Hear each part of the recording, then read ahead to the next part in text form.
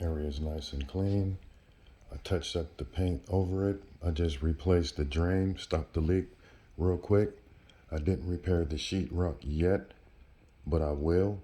But I still want to take a look at that drain because the master bathroom, there's a slight decline over there. So I just need to get that looked at. But in the meantime, something quick, something fast. Right there, I just put that up there to cover up the hole. That vent was already there. All right, no need for sheetrock, being that it looks actually like an air intake in the living room if you think about it. But I'll still replace the sheetrock at the homeowner's request. But an alternative, simpler solution was to do that. Fix the drain real quick. Everything is nice and dry.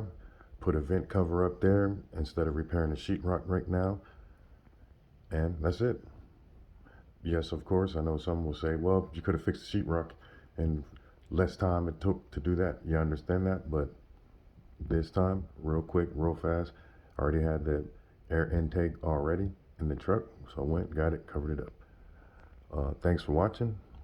Comment below. Stay tuned for the next video. Thank you.